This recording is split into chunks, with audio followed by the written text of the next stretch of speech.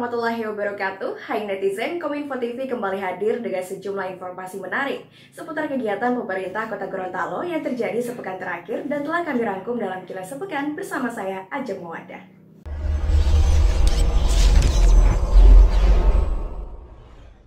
Netizen menjaga adanya lonjakan COVID-19 di Kota Gorontalo, Wali Kota Martin Tahap menyampaikan fatwa hasil rapat Forkompinda untuk menunda kegiatan mudik keluar daerah bagi masyarakat Kota Gorontalo. Demikian pun sebaliknya. Menindaklanjuti hasil rapat Forkompinda tanggal 22 April secara virtual yang dipimpin oleh Gubernur Gorontalo, serta hasil rapat koordinasi tanggal 26 April di Polda Gorontalo yang dipimpin langsung oleh Kapolda. Wali Kota Martin Tahap menyampaikan hasilnya di Aula Kantor Wali Kota. Sehingga kami dari Forkompinda akan mengambil suatu keputusan untuk bisa memenuhi semua apa yang menjadi kebutuhan masyarakat. Jadi bukan keinginan kita, tapi apa yang menjadi kebutuhan kita itulah.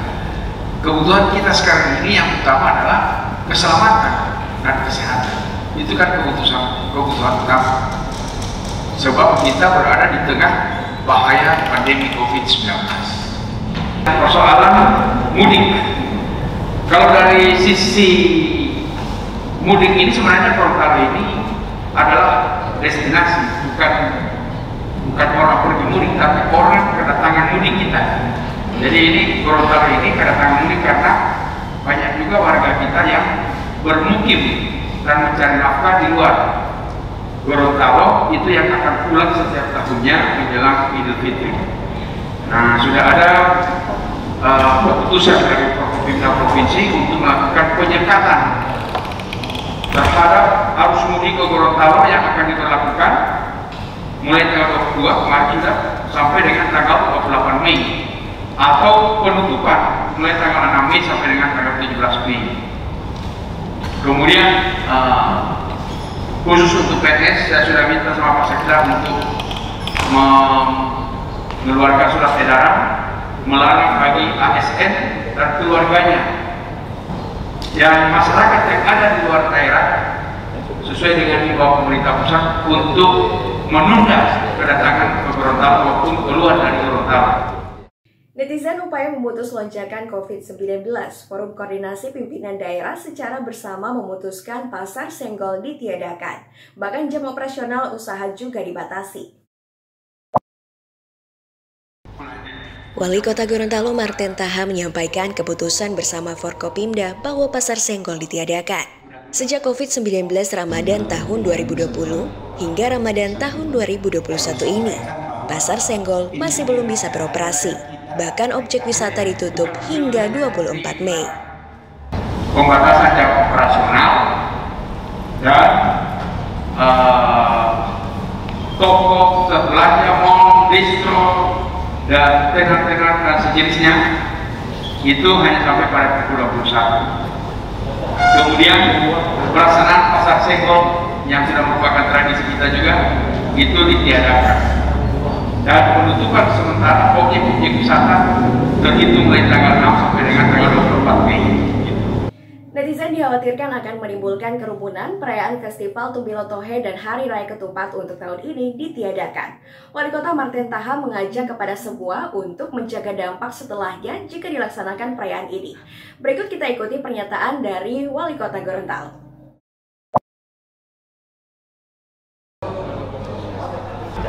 Pelaksanaan Tumbilo Tohe dan perayaan Ketupat. Nah, ini juga satu hal yang saya kira merupakan tradisi dan juga bisa mengakibatkan suatu yang menimbulkan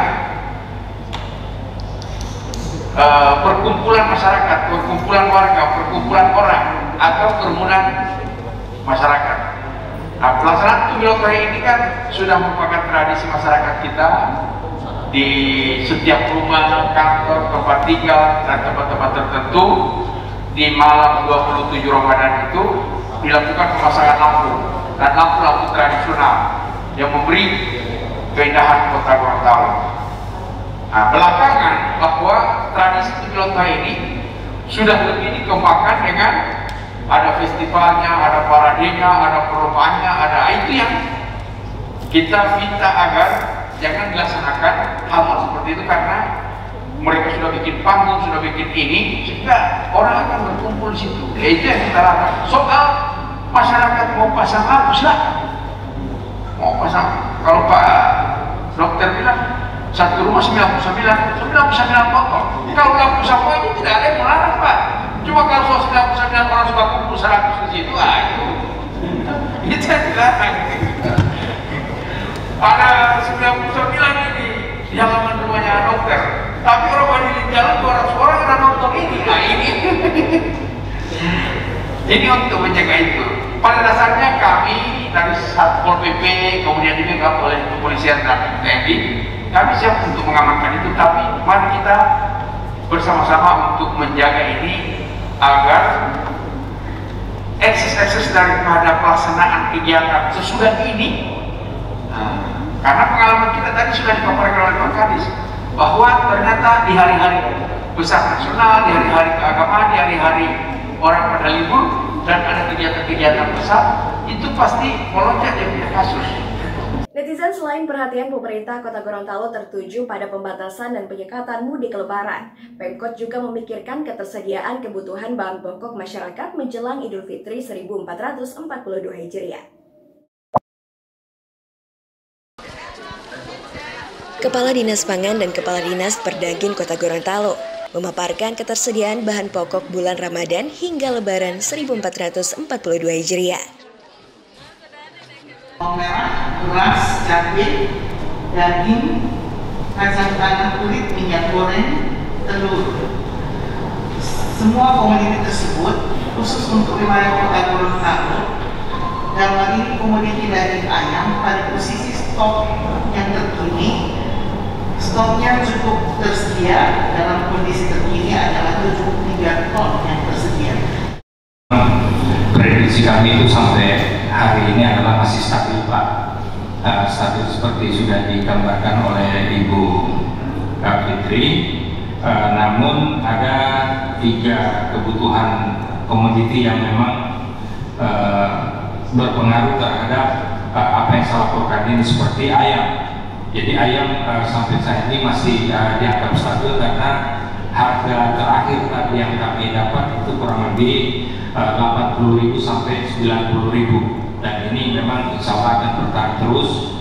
Dan untuk stok ayam seperti disampaikan ini mungkin 2 bulan sampai 3 bulan ke depan ini masih tersedia khusus untuk ayam.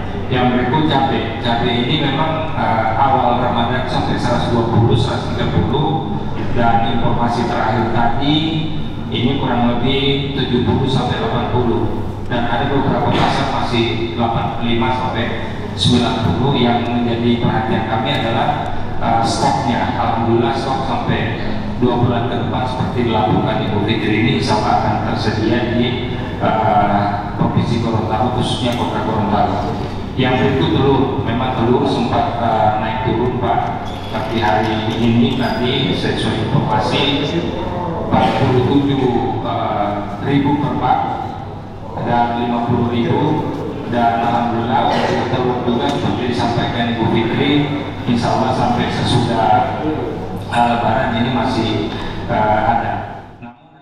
Sebab jangan sampai kita hanya menangani hal-hal yang terkait dengan masalah pembatasan, kerumunan dan lain sebagainya, sementara kebutuhan harga pokok dan ketersediaan bahan kebutuhan pokok masyarakat tidak aman. Netizen pemerintah Kota Gorontalo menetapkan besaran zakat fitrah 1442 Hijriah. Wali Kota Gorontalo Marten Taha menyampaikan sistem pengumpulan zakat fitrah melalui unit pengumpulan zakat yang kemudian akan disetorkan kepada Basnas. Pemerintah Kota Gorontalo telah menetapkan besaran zakat fitrah di Kota Gorontalo sebesar 30.000 per orang. Sasaran yang akan mendapatkan pembagian zakat fitrah menurut wali kota, yakni kaum fakir dan juga miskin. Penetapan besaran zakat fitrah di Kota Gorontalo untuk tahun 1442 Hijriah ini yaitu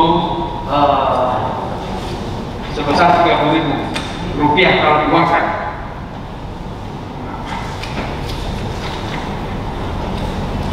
yaitu 2,5 kilo beras yang dimakan, atau kalau diliterkan 3,5 liter.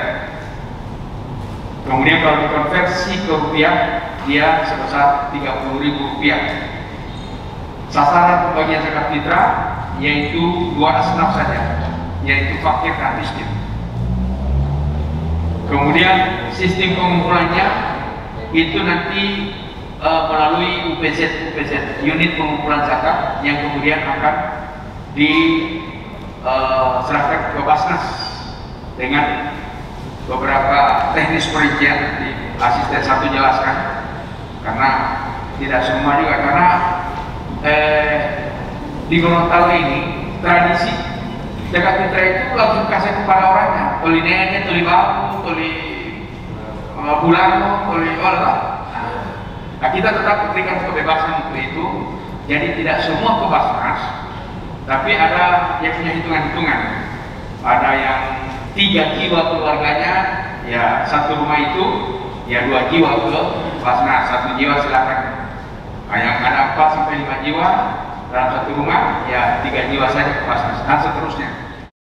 Netizen HPMIG Manado menggelar buka puasa bersama Wali Kota Gorontalo di Bandayo Logiladia. Hadir sesepuh HPMIG Profesor Dr. Haji Nani Tuloli.